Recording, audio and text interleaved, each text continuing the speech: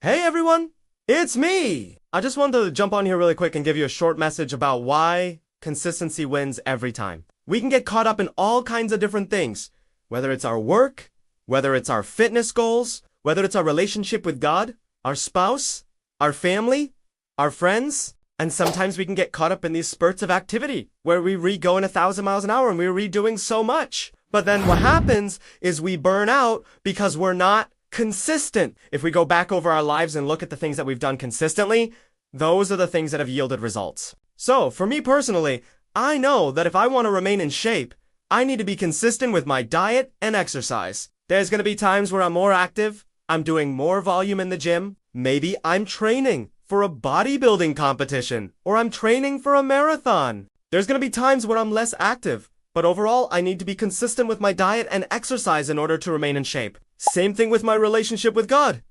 I need to be consistent with my prayer life and my time in His Word. There's going to be times where I'm really on fire and on my A game. But there's also going to be times where maybe I'm not feeling it as much.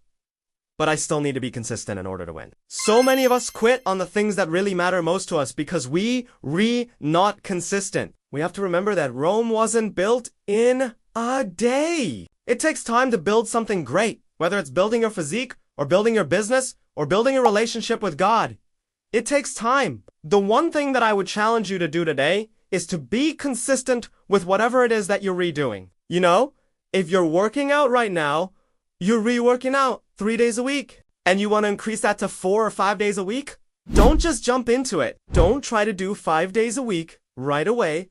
You'll burn out. Instead, maybe start with 4 days a week, and then work your way up to 5 days a week. If you're trying to implement a new diet and you want to eat better, don't just completely change your diet. Instead, maybe focus on one meal at a time. Maybe you want to focus on breakfast first, and then lunch, and then dinner later. You have to be consistent. You know, there's a saying that you gotta be in it for the long haul. You've gotta be in it for the long run. Because if you're just trying to get quick results, if you're just trying to get a quick fix, that's not going to work. But if you're willing to be consistent, if you're willing to stay in it for the long haul, then you will win. I think of the scripture that says, "He who is faithful in a little is also faithful in much, and he who is dishonest in a little will be dishonest in much." So when we're consistent with the little things, then we can be consistent with the big things. When we're dishonest with the little things, eventually we start to become dishonest with the big things. I believe that the same principle applies to everything else in life. When you're consistent with your diet and exercise, eventually your body will transform. When you're consistent with your business, eventually your business will grow. When you're consistent with your relationship with God, eventually you will see the results that you desire. But we have to be patient.